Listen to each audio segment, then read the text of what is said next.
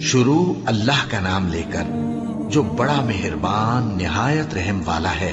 سب تعریف اللہ ہی کو ہے جس نے اپنے محبوب بندے محمد صلی اللہ علیہ وآلہ وسلم پر یہ کتاب نازل کی اور اس میں کسی طرح کی گجی اور پیچیدگی نہ رکھی، بلکہ سیدھی اور سلیس اتاری تاکہ لوگوں کو عذاب سخت سے جو اس کی طرف سے آنے والا ہے ڈرائے، اور مومنوں کو جو نیک عمل کرتے ہیں خوشخبری سنائے کہ ان کے لیے ان کے کاموں کا نیک بدلہ یعنی بہشت ہے جس میں وہ ہمیشہ رہیں گے، اور ان لوگوں کو بھی ڈرائے جو کہتے ہیں کہ اللہ نے کسی کو بیٹا بنا لیا ہے۔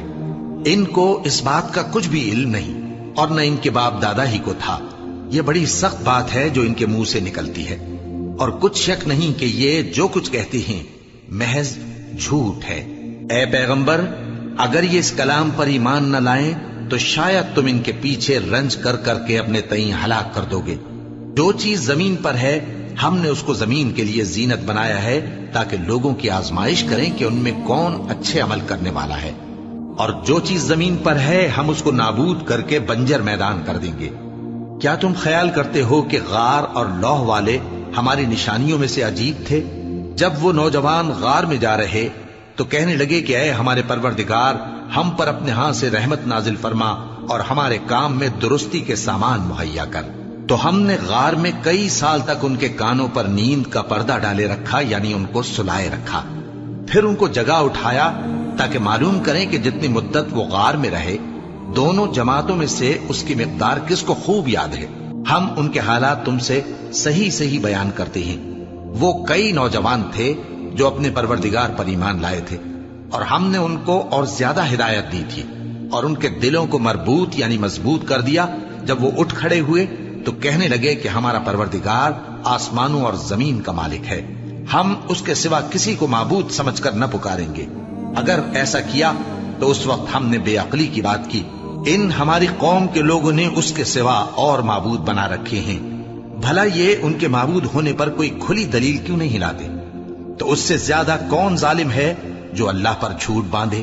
اور جب تم نے ان مشرکوں سے اور جن کی یہ اللہ کے سوا عبادت کرتے ہیں ان سے کنارہ کر لیا ہے تو غار میں چل رہو، تمہارا پروردگار تمہارے لیے اپنی رحمت وسیع کر دے گا اور تمہارے کاموں میں آسانی کے سامان مہیا کرے گا۔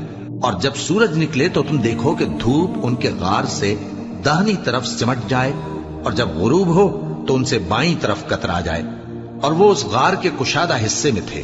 یہ اللہ کی نشانیوں میں سے ہیں، جس کو اللہ ہدایت دے وہ ہدایت یاب ہے، اور جس کو گمراہ رہنے دے تو تم اس کے لیے کوئی دوست راہ بتانے والا نہ پاؤ گے۔ اور تم ان کے متعلق خیال کرو کہ وہ جاگ رہے ہیں حالانکہ وہ سوتے ہیں، اور ہم ان کو دائیں اور بائیں کروٹ بدلاتے تھے، اور ان کا کتا چوکھٹ پر دونوں ہاتھ پھیلائے ہوئے تھا۔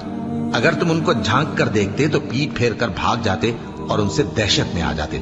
اور اسی طرح ہم نے ان کو اٹھایا تاکہ آپس میں ایک دوسرے سے دریافت کریں۔ ایک کہنے والے نے کہا کہ تم یہاں کتنی مدت رہے؟ انہوں نے کہا کہ 1 دن یا اس سے بھی کم۔ انہوں نے کہا کہ جتنی مدت تم رہے ہو تمہارا پروردگار ہی اس کو خوب جانتا ہے، تو اپنے میں سے کسی کو یہ روپیہ دے کر شہر بھیجو، وہ دیکھے کہ نفیس کھانا کون سا ہے تو اس میں سے کھانا لے آئے، اور احتیاط سے آئے جائے اور تمہارا حال کسی کو نہ بتائے۔ اگر وہ تم پر دسترس پا لیں گے تو تمہیں سنسار کر دیں گے یا پھر اپنے مذہب میں داخل کر لیں گے، اور اس وقت تم کبھی فلاح نہیں پاؤ گے۔ اور